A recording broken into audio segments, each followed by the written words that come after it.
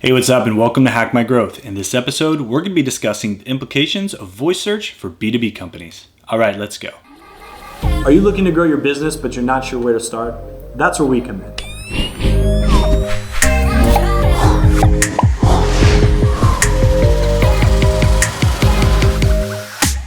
Hey, thanks for checking out this video. If this is your first time watching, or maybe you've been watching a while and you have not yet subscribed, please do so now. We would love to have you join our community.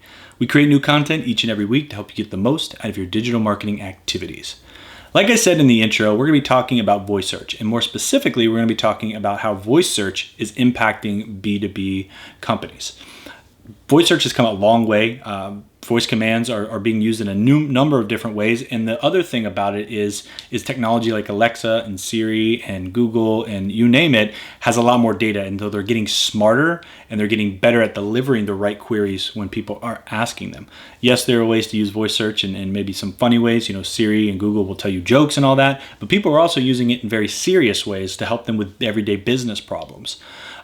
There's been some research done over the last couple of years. Used to be done by Stone Temple Consulting, and now they've merged with Proficient Digital. That's kind of tracked the trends of voice search and how voice search is being used. And if we look at this data, we can see that voice search is being used obviously in a lot of like personal applications or areas that would be more individual or life-oriented places. But we also see them being used in the office, and we also see them being used with coworkers in the office. So voice search is being used cooperatively in the office. But the interesting thing is voice search with coworkers is on the rise. We saw a rise in that in 2019. Now, this is typically your younger age group, those 20s to 30s in that range who are really taking the lead on using voice search.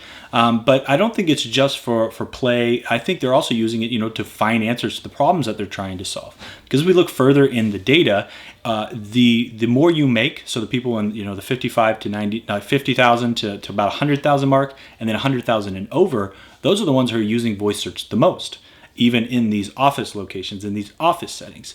We can also see that the higher your college degree, the more likely you are to actually be using voice search. So voice search is making its way into the workplace. It's also making its way up the C-level and to the people who are more likely in a decision-making position inside of a business. So what do we do to optimize it, and how is voice search different? Well, voice search is a lot different than typical search, where we'd get on a computer. It's a little bit more keyword driven. Yes, people use phrases, and Google has really shifted. We've talked about this a number of times. Shifted their algorithm to be more semantic, so they understand how all of these themes fit together.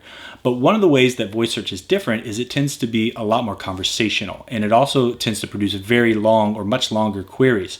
Where people like, find me the best business book on finances, and that's a very long, question. If you were searching that in search from a desktop, you might just do, best business book or best finance book. But if you're doing it on voice search, you would say, find me the best. It's a lot more like, hey, would you find me this? You're talking to like an assistant, really what these are called, more assistants, right? So that's one way that search is different. It's a lot more conversational, voice search. The second way is it tends to be a lot more localized.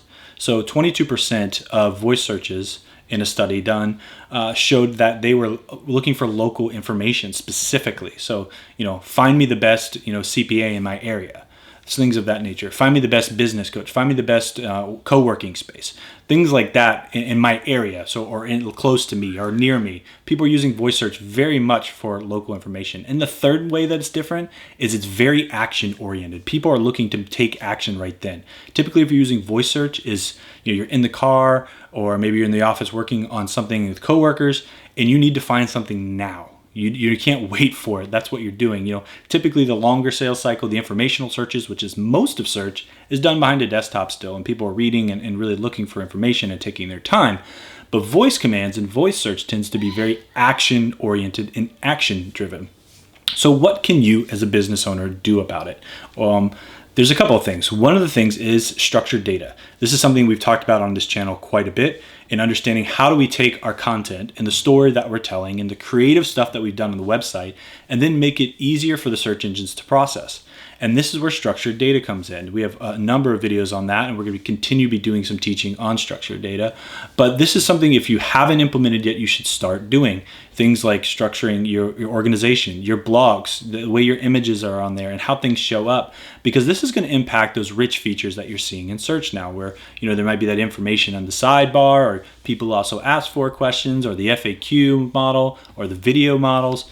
Carousels. We've got a lot of those different options now in search. Most of that is being informed by the structured data that really helps the search engines understand what your site is about. The second thing you need to do is claim your Google business listing.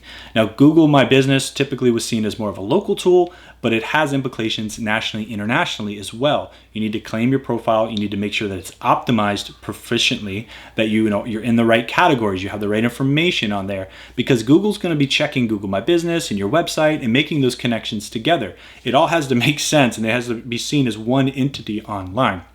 Google's putting a lot behind Google My Business, and they're investing a lot. There's a lot of cool new features in there as well that you can use to reach people. And when they're on their mobile devices, they search your business. Usually that's the card that comes up first, and you need to make sure you have the right information and really that you're in control of that information. And the third thing you need to do is focus mobilely. If you don't have a mobile strategy, I know a lot of businesses that we work with in the B2B space, they tend to get most of their traffic from desktop.